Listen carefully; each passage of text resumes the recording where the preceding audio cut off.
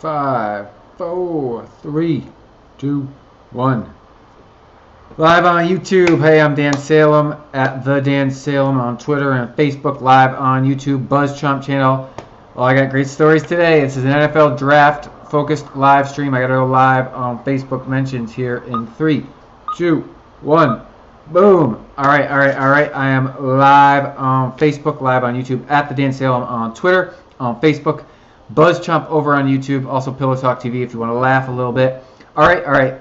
The NFL Draft offered some awesome storylines, great trades, crazy hijinks, and apparently the Texans have very sensitive fans because they had a semi-controversial debate piece go up yesterday on NFL Spin Zone. Yesterday, this morning, whatever. And I got a little bit of internet troll action going on. Yeah, all right. Tweet this shit out, BuzzChomp. At the Dan Salem on Twitter, share, and then we'll get into the story. All right, tweeting, and I'm gonna hit the retweet button over here on BuzzChomp's Twitter, so it's doubly shared. At the Dan Salem on Twitter, at the Dan Salem on Facebook, BuzzChomp. Don't mind the picture and the Twitter thing. It actually says troll alert. It's a picture of Goodell over on the live stream. Not sure why the cookies always save last week's photo. I missed you guys last week. Apologies, but not really because I was shooting a Geico commercial. Got to be hush about this. Can't share any photos. It's going to be freaking hilarious. I bet you'll see it on Memorial Day. Then I can tell you all about it and tell some great stories from the shoot. But, yep, had to work. Oh, so much fun. Working is fun. So I didn't live stream last Tuesday. Had the draft on Thursday night. And here I am, Tuesday, 5 Pacific, as promised every single week. Okay. So the NFL Draft featured a bevy of crazy trades. All three of the top quarterbacks in the draft who will be good players, but we don't know if they're going to be great. And if we're actually able to rate these guys in advance, then none of them stack up to what we thought like Mariota and Winston would be, and they both were excellent rookies. These guys just are not that pro-ready. It doesn't mean they can't be good. But all three got trades, like major trades for these guys, right? So, begs the question, who made the best deal? They all felt kind of like a desperate move, right? You're shedding draft pick assets to trade up to draft a quarterback. That feels slightly desperate because they are not the best player available. There were a lot of really strong, talented players in this draft, and they got passed over for these three quarterbacks who could be very good. But the value for them lied later, not trading away assets to get them earlier. So we have the Chicago Bears, Kansas City Chiefs, and the Houston Texans. All three made deals on draft day to get their guy. Except the debate with the Texans is, and my brother Todd started this, so I can't take credit for the business side of this thought process, but they didn't have a choice. When they made their trade for Watson, he was the last guy left. They didn't say, I really want my guy. I got to trade up and get Mitch Trubisky. That's what the Bears did. Now, trading up one spot seems a little bit absurd and asinine. You were already in 3, and I don't think the 49ers are going to take it. Unless they really thought someone else was going to swoop into that third spot, they got fleeced because they probably could have gotten him anyways. But they had their pick of all three top quarterbacks. Mahomes at Texas Tech, Watson, and Trubisky, and they picked Trubisky. The Chiefs, same deal. They had 2 of the 3 top quarterbacks to pick from, traded up, got their bye. Now, the Texans, biting their fingernails, only one top quarterback left. They just traded up, shed more assets to get him. Now, I like Deshaun Watson. I think he's going to be a very good player, but I do not like that move on draft day to swoop in and steal him. At 12, it's okay, but really you're shedding more draft pick assets to trade up and take the last remaining top quarterback because the other ones were all already taken. So you're giving assets to get not a choice. Now, it's an interesting argument. Take the player out of it, the business side of things. I mean, the Texans have been botching this quarterback position for several years, I would say. They bet big on Brock Osweiler, after a couple of good games in Denver, threw a ton of money at him. He wasn't terrible. Thank you for the retweet, Nickel Press TV. Appreciate it. Always kind to my Twitter. He wasn't terrible last season, but he did get benched. He was not worth the contract. So they basically dumped him to the Browns, who just ate the money. And so Cleveland has him. And then Cleveland, they drafted a late round quarterback. So that's a value pick. It's a flyer. There's not pressure on the person, but he could still perform. I believe they got Kaiser out of Notre Dame. That was a smart value pick for Cleveland because they took the best players available early, and then they grabbed the quarterback late when the pressure's off, the value's higher because if you miss, you miss. You miss on those late round picks all the time. For the Texans, just like they missed on Osweiler and then had to eat it, if they missed on Watson, they're going to eat it. And those guys are going to lose their jobs because they gave more stuff to move up to get them. Now, I did think Watson was going to go top 10, so for him to still be sitting around at 12, I understand the logic behind why the Texans would go and say, ooh, let's trade up and grab him. But really, I'm like, bad business. Just bad business. So, my internet troll experience, you haven't made it until you've been trolled on Twitter. I guess I've made it. I'm officially in the club. Not the first time, but today it happened, so I'm sharing the experience. We posed the question because we are writing a debate piece, right? So when you debate, like First Take, they debate.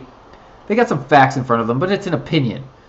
Debates are opinions. So we were voicing the opinion that, well, we were actually posing the question. Was Houston's desperate move to trade up for a quarterback worse than Chicago's desperate move to trade up for a quarterback? Because, everyone's hammering Chicago, and they kind of like what Houston did. But ultimately, Chicago made the move to get the guy they thought was their guy. Houston made the move to get who was left over. Now, they would have given up less to do it, but we posed a question, and honestly, I'm not sure why the Bears traded up. But if they love Trubisky, then that's their man, and if he pays off, it pays off. But the Texans just said, oh, we need to get a quarterback. This is the last one left. Let's get him. And they went and did it. And that desperate move feels worse. My brother started the debate, and he said, hold out, hear me out. You know what? I was skeptical, but he convinced me. And I do think the Texans move was worse. So then, of course, you got to shorten things into a short little package on the Twitter sphere. So we're talking, Texans made the worst, most desperate move of the draft. Boom. Oh, that shit gets shared. Apparently, the Texans fans are a bit sensitive, and a couple of Houston sports radio personalities, I will say, they carry themselves rather highly in their own opinions, as we all should. They didn't care for that. They started hitting below the belt, calling me a part-time actor and a part-time writer, and that my part-time writing is worse than my part-time acting, and that my fake blog opinion was uninformed and blah, blah, blah. Apparently they don't see their own team as a contender. Okay, so they had Tom Savage at quarterback. Weren't you the division champion last year? Weren't you in the playoffs last year? Weren't you in the playoffs the last 2 years? Once you get J.J. Watt coming back from injury, you got a strong defense and a good offense. You need someone that's going to make very little mistakes under center. I don't know if Tom Savage is that guy, but obviously the coaching staff thought he was that guy over Brock Osweiler. Now, personally, Colin Kaepernick's sitting out there and he's dirt cheap. He's a veteran with experience and everything to prove, and he's versatile. He's going to be better from the beginning of the season than Watson. Deshaun Watson is going to have to learn the NFL game and grow, and he's going to make mistakes. He is known for turning the ball over. He's also known for being exceptional on other aspects, but he threw a lot of interceptions. So the odds are he's going to throw a lot of interceptions. As the Texans, who were contenders in the AFC last year, I still consider them an AFC contender this season, you're probably not going to start Deshaun Watson week 1.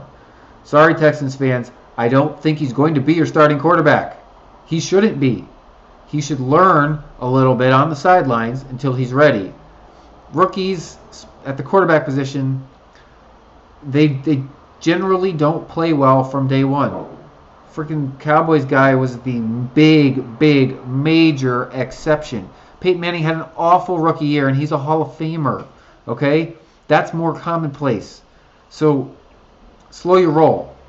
Deshaun Watson, probably going to be a good pro. Probably going to be awful if he starts week 1. Probably not going to start week 1. Especially if the Texans want to maintain their place atop the AFC South. Yes. Long week. So these internet trolls hit below the belt. They come at my acting. They come at my writing. They come at my opinion, which is based in years and years of NFL fact and NFL writing and sports writing. Now, I respect their position as a late-night radio host in Houston, but honestly, come at me. Really? You're gonna troll me on that? Like, your team is okay. You're better than my team. But my team, they were great in the draft. I'll get to the Jets in a second, but like, they let the draft come to them, and they traded back multiple times, got more picks, got best players available, filled some need, and held off on reaching for a quarterback. Now, I do like some of these quarterbacks, but I don't love them. I mean, I like Hackenberg because I haven't seen what he can do. I don't love him.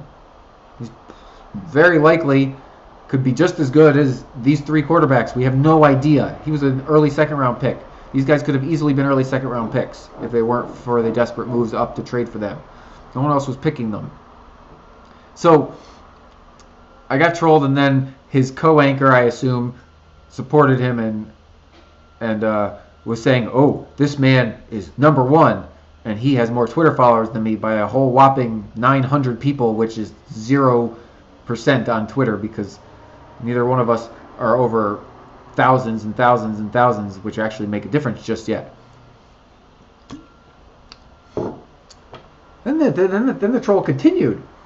It wasn't just that. Like, these people kind of like pass this crap around. I'm like, thank you. I'm surprised, but thank you. It just was an ongoing conversation. I kind of stayed out of it. I kind of hit him back and said, oh, you do late night radio in the city that nobody cares. Nobody cares. Yeah. But anyways, so I got a little bit more. And then it got shared to a couple other Texans things, and then they were I mean, I do think the Bears got fleeced. So someone came at me and said, they asked this guy what's his opinion. The Bears got fleeced. I agree. I don't think they should have traded up 1 spot for that quarterback. That was a weird move. But at least they picked the guy they wanted. The Texans can't say that. Excuse me. Oh, I'm burping on live TV here. And then they think Texans got a steal at 12 for Watson. A steal's a bit of a stretch. He wasn't the best player available. They had to give up assets to move up to get him. Now, he could be excellent, but like I said, he's a rookie quarterback.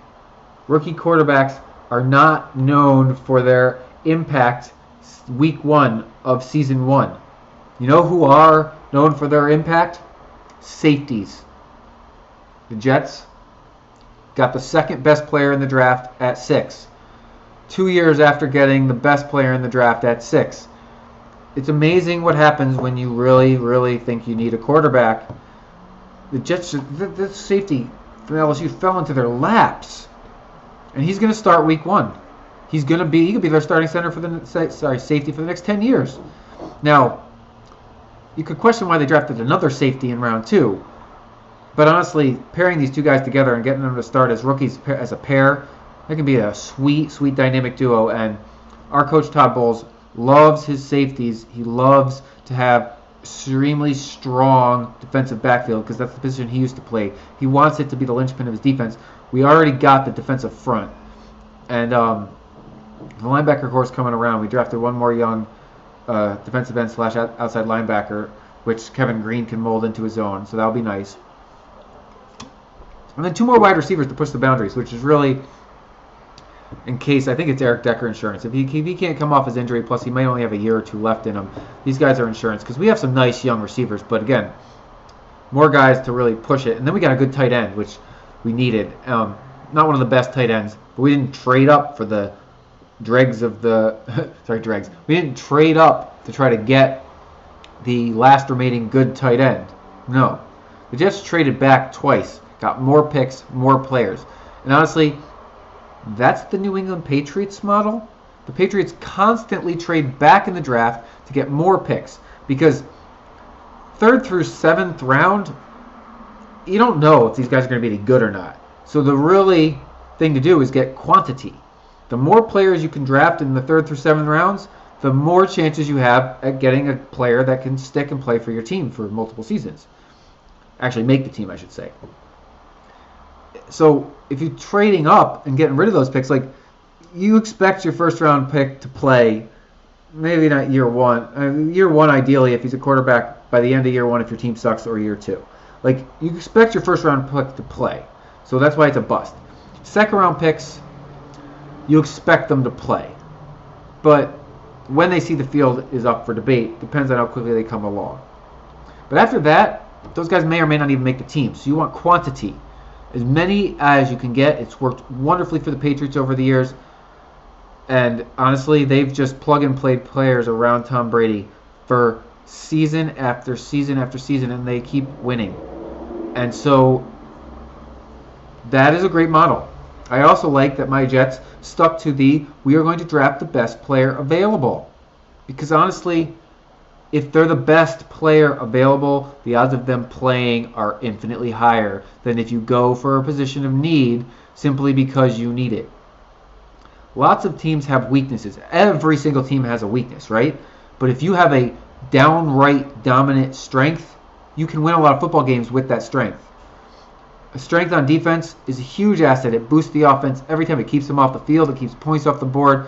Turnovers, you learn, short fields, easier for your offense to score. Any number of things. The Jets had a huge hole at safety and cornerback. They went best available and filled that hole. Double check mark. Lots of teams have holes at quarterback. The Jets have a hole at quarterback. But honestly, they got 2 young guys that we don't know yet know if they can be decent pros, and they got a savvy veteran in Josh McCown. Now, Josh McCown is not probably going to win you a Super Bowl, but he can be just good enough to win you a lot of games, and there have been times when the best defense in football has won with a slightly above average quarterback who didn't make a lot of turnovers. Trent Dilfer won a Super Bowl with that type of a defense. He is not a great quarterback, but he was good enough to lead that team to a Super Bowl because he didn't make mistakes, and he let the rest of his team, which was exceptional, win it for him. So sometimes being a leader means knowing who's the best players on your team are, and if that's your defense, don't make mistakes. Let them get the ball to you and easy scoring chances, and then just put points on the board. That's easy. It's easy. Slam dunk. Say no more. We won't know for quite a while who had the best draft, but Todd and I are going to attempt to debate this on NFL Spin Zone tomorrow. We got to pick which team had the best draft, based solely on how they went with value and picks so far. There's a lot of good options. Spoiler alert, not a single team that traded up for a quarterback is going to be on our top 3 list of best teams, and then we're going to obviously pick one each. But not a single team that traded up for a quarterback had the best draft. No, they gave away assets. When you get more picks and then you trade back, that's a better draft without having seen anybody play. Period. Easy. End of story. All right. A quick note on my other 2 teams. The Yankees, who had an exceptional April. Aaron Judge tied the record, 10 home runs in April. Oh, man, I have him on my fantasy baseball team. Outstanding. I've been ebbing and flowing from 3rd down to 5th with the way the points go. But, man, Aaron Judge, it's been a huge boom for me. I basically drafted Aaron Judge and Greg Bird as the Yankee rookies. Well, Bird's fake rookie, not really rookie, but coming off an injury. To see, I felt like one of them would truly hit, And Spinner and Judge, outstanding. Also, Starlin Castro, I grabbed him. He's been an excellent second base for me. Also, Yankee. Great stuff. Brian Braun was having a great year. Now he's injured, so that's going to hurt for a few weeks. But Yankees, woo! Teams that lead their division after April tend to lead their division at the end of the season. I don't think the Yankees were technically in first. I think they were like a half game behind Baltimore. But great sign for things to come. And Blue Jays, Rays, you stink. That's my daughter. Don't mind her. We're almost finished up here. And then you can see I do root for the Clippers. They got ousted round 1 by the Jazz. That was a tough, evenly matched series. And then they lost Blake Griffin to an injury. So that really set them back. They weren't going to win anything without Blake Griffin. Now he has surgery and he could become a free agent. We'll see if he decides to or not. I kind of think the Clippers need to retool around Chris Paul and maybe let Griffin walk and bring in some other guys. But we'll see what happens. It's a tough call. I love CP3 and Blake Griffin playing together. They are so much fun to watch. But that combination has never been good enough to beat the Warriors. And they've never been healthy enough to actually try. So we'll see. All right. That's all I got for this week. I got internet trolled. It was a lot of fun. It's also annoying, and it makes you wonder, and it hurts your feelings for a second. But then it's fun because all publicity is good publicity, and hell, I had a great story to tell you guys. NFL Draft was fun. Tons of drama.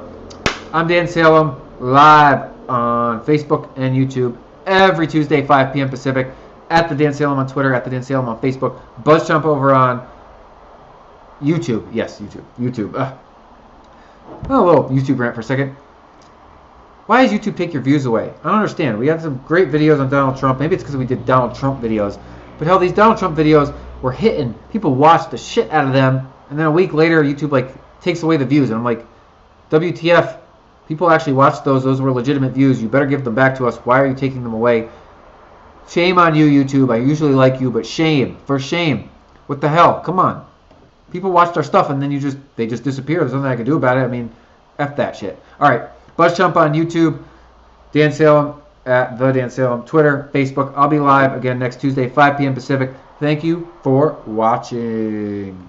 Boom. I'm done.